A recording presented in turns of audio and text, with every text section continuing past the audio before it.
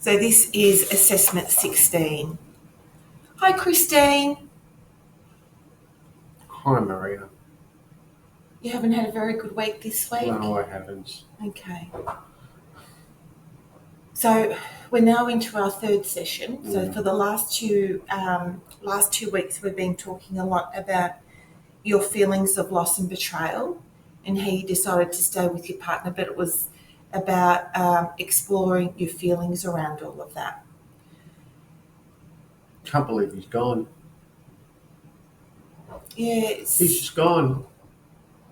I'm so sorry to hear that. I'm really sorry to hear that. Man, he's just gone, Maria. Relationships can be very tricky. Oh, As there's many elements to them. I thought we were going to have a family and was going to get pregnant with him. He's just gone. Packed up and gone back to his ex. What did I do wrong? You haven't done anything wrong. Oh, Maria. You haven't done anything wrong. Sometimes this is just purely about them, Oh, and that's it. oh, Maria. So as I sort of sit here, if you don't mind me saying, I have noticed that your appearance isn't what it has been the last 2 weeks. Well, it's to be expected, yeah? Well, I would like to know where you're at. What do you mean? If you don't mind asking. Because your appearance isn't what it has been for the last 2 weeks. And please don't take offence, it's just not the same. Which would then indicate to me that things have really gone downhill a little bit since we last saw each other last week. Would that be fair? It's fair. Yeah, okay. You want to tell me exactly where you're at? Not really. Okay, so can I ask you some questions? Sure. Have you been having some negative thoughts, as in self-harming or perhaps suicide? And that can be quite Maybe a common. Maybe I have. Okay, and that can be quite a common thought process to have Yeah, maybe in I this have. sort of situation. Okay, what sort of thoughts have you been having? I just want the pain to go away. Okay. Have they just been thoughts, or have you been putting more of a thought process into where there might be a plan? Maybe just thoughts. I thought about it once or twice. And what it'd be like if the pain went away. okay. And then are you moving on relatively quickly from those thoughts? No, not really. So they're They're just there. thoughts. I think about it every once in a while. Have you had these sorts of thoughts before? Yeah, I have in the past, yes. Yeah, okay. So I think, but you're not in a state at the moment of self-hurting yourself. No, because I know how much it would hurt my family. Okay. I just want the pain to go away. Okay. All right. I think Help me, Maria. What do I do? Things will improve and get better. Oh, no, it won't. Look, you're just going through a really hard stage of your life, and you've just got so many thoughts and feelings that you need to process to then come out the other side of that. That's all. I know one day it'll get better and I'll feel better, and I won't be as lost as I am right now. And over the last 2 weeks, we've been able to really get stuck into your thoughts and feelings, and where you've been able to start an element of process where you've had a little bit of a plan of what you would like to do moving forward. So would it be fair to say But what if my life is over, Maria? So would it be fair to say that things have deteriorated since he's moved out? With me, yes. Yeah, okay. I loved him so much and everything he promised me. Family. Then he goes back to his ex. Piece of shit. Oh, Maria. Don't make me laugh. Okay. I think the best thing is what we might do is moving forward, and as your counsellor, it is about me providing you with duty of care on what is in the best interests of you. Now, how do you feel about this? You've portrayed to me that you've sort of gone downhill a little bit over the last week. That's fair enough. But you have had some thoughts of self-harm. Okay, fair enough. But you seem quite adamant that they're only just thoughts and they're nothing more. How do you feel about if we touch base a little bit more than just on a weekly basis at the moment? Just so I can keep monitoring you. Because I don't want you to for this to escalate. Because otherwise I will have to take further intervention. And that's okay to be able to do that. You're just in a crisis at the moment where your life's just been turned upside down completely. Well, Maria, maybe I should go live with my mum for a while and my sister. I'm very close with them and they can keep an eye on me too. Absolutely. And they would also give you a really good support network as well. Yeah. And you can always go back home to your family, just even as a short-term Maybe I need to tell them Michael's left. And let them come in and rally around you. Damn you, Michael. We all need support in our life. Yes. And we all need help at different times in our life. And this is just one of those times for you. That's all. So how about because I don't feel that you're in massive harm. Do you think I should talk to my mum and sister about this, Maria? And how do I do that? What are your suggestions? Sit and talk to mum? Yeah, what have you done in the past when you've come to a point where you needed some help or to be able to talk and vent? What have you done previously with your mum? Maybe I should brainstorm it with her. What do you think? But what have you done with her previously when you wanted to go and talk to her? Because I've never been like this. Okay. So it might be, would just giving her a call and saying that you want to come over as a starting point, you'd like to talk to her about a few things. Right now, soon. Yeah, absolutely. And then going over and just talking to her about what's going on and how you're feeling about things. And if it's something that you would like to do and it makes you feel a lot safer, and that's going back home and staying with them for the short term and let them help you and support you. It's a good idea, Maria. Then they can keep an eye on me. As well. And make my food because I'm not eating. Yeah. Okay. Just so many memories of Michael in the kitchen cooking with me. Yeah. Woe is me, Maria. Don't make me laugh because I'm not meant to be laughing. Well, don't laugh. Keep going.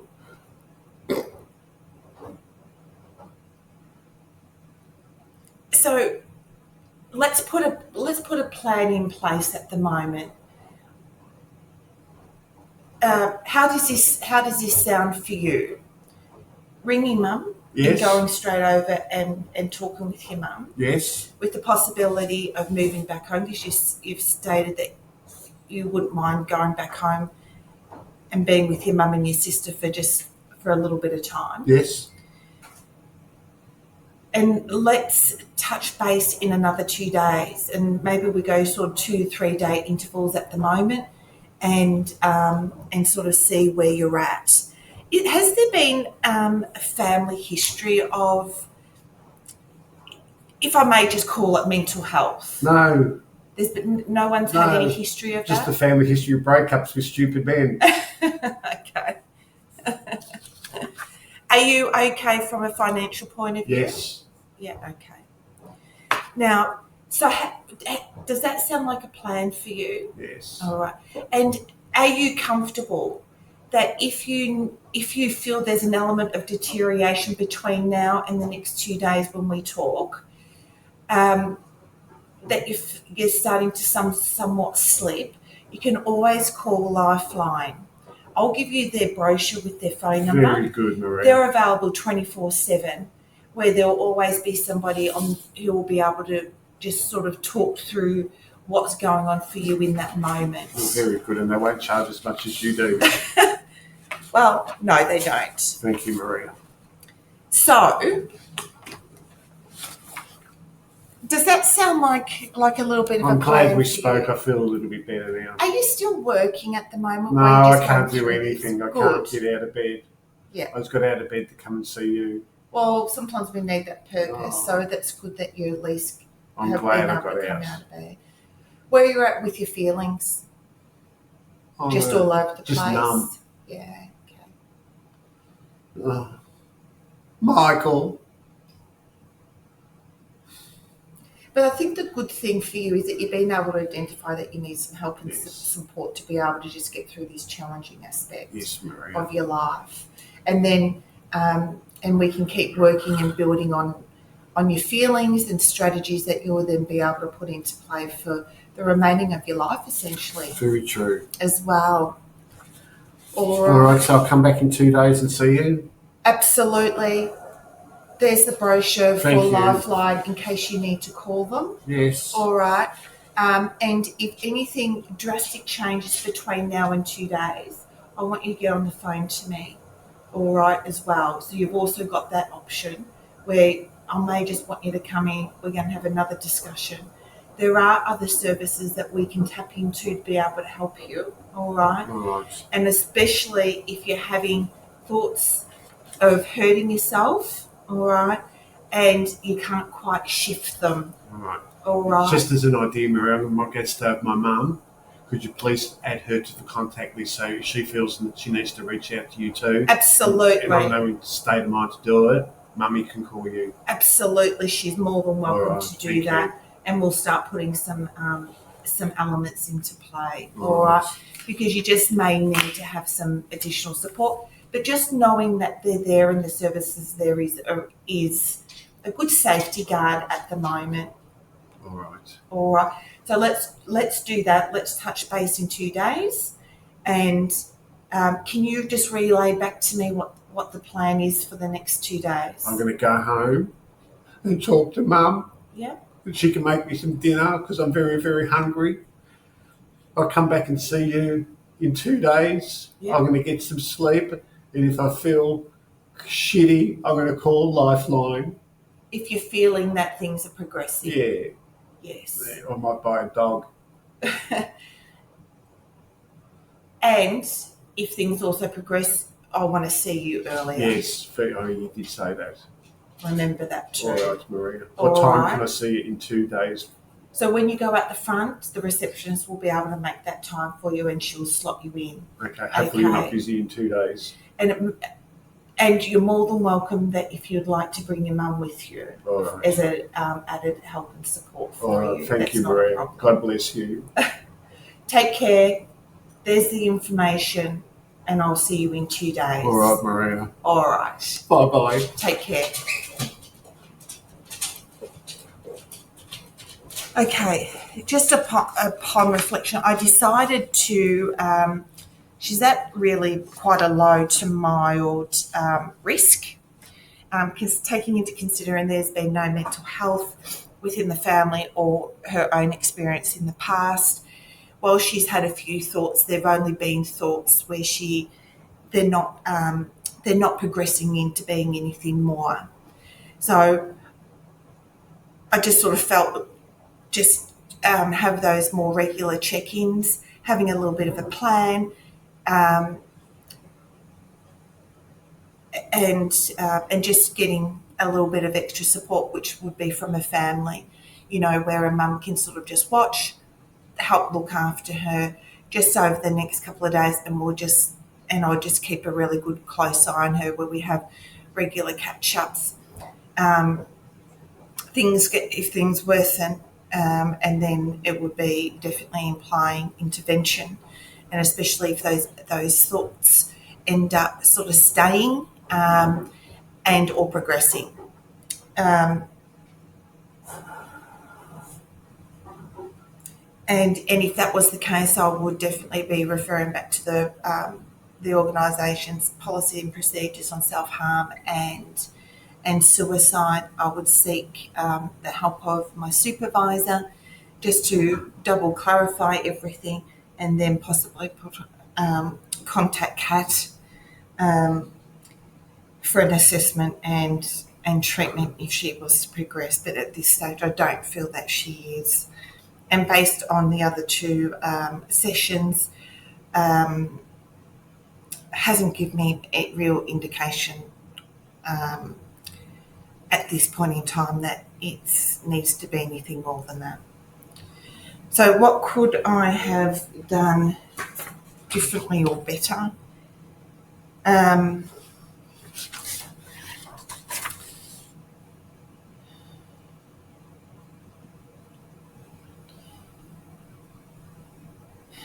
Probably a whole lot, really, from an experience perspective, I guess.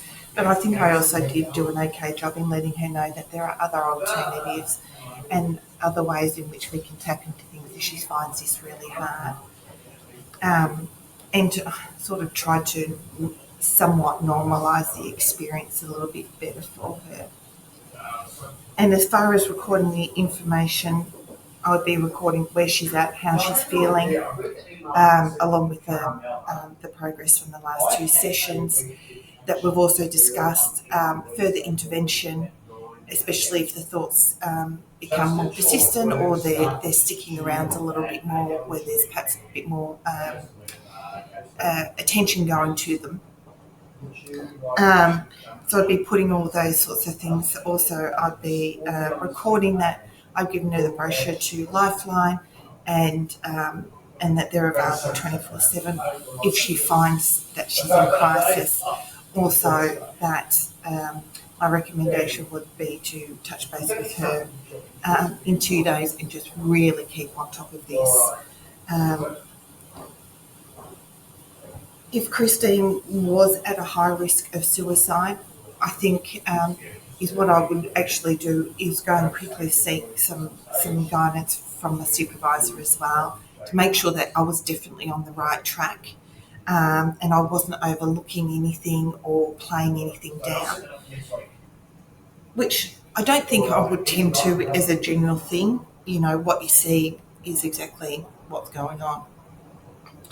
And I would, if she was at high risk, I would automatically just contact Kat and get an assessment and get her straight into some treatment sort of within the day. If those thoughts, where there was a plan, the thoughts were a lot more consistent and or possibly trying. And also the fact if there wasn't any support network, I think that would also change things as well. The fact that she had sort of stipulated she is thinking that she would like to go home to her mum and her sister for that added support, which was actually a really good thing. So if there was no support and she was definitely high risk, I would automatically contact hospital, the CAT team, and also go on the recommendations of my supervisor and also the organisation's policies and procedures, which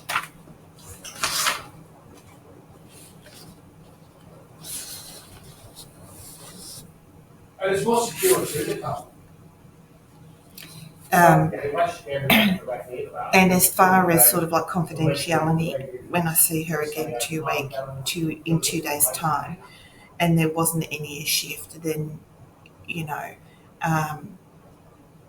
I think I would then look at taking things a lot further if there was no shift in any way, shape, or form, and or she had sort of started going downhill, even in her physical appearance. And sometimes, you know, going home to mum, having that added support, then watching, that can be a great benefit from every aspect, mentally, physically, and emotionally. I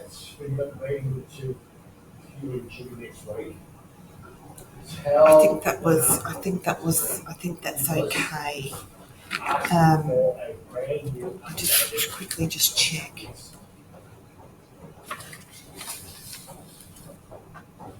As far as evaluating the handling of the crisis, I think what went well was that she was open in expressing herself, what didn't go well was, I think, delving a little bit deeper into that. I almost felt like Christine just didn't want to quite do that, but had give me an idea of basically where she was at. So that part necessarily wasn't a bad thing. What could I have done differently? Probably tried a different avenue of delving a little bit further. And I think that would, I don't know whether that's just experience and learning those specific questions to get them to delve that little bit more, but maybe she wasn't comfortable in being able to do that. So what areas do I need to develop? I think questioning and delving deeper in, and seeing whether, I can sort of open them up that little bit more. And how do you develop them? I think it's time, it's practice, some sort of experience, and probably that's where the supervisor would come into play, where they could also help and guide just through their own experience. If she was at crisis, and I had done the referral, I had done all of that, then I'd go and put myself into supervision and go and speak to my supervisor about the experience. Because I think especially the first few times would be really a little bit unsettling. Out of all honesty, I think I would become quite unsettled by it. And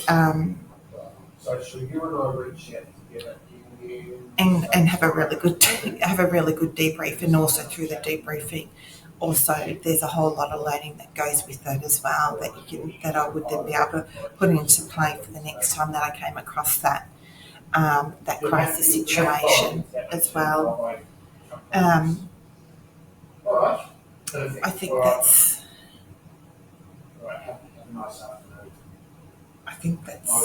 okay. I think that's enough. I think I've just covered everything. Thank you.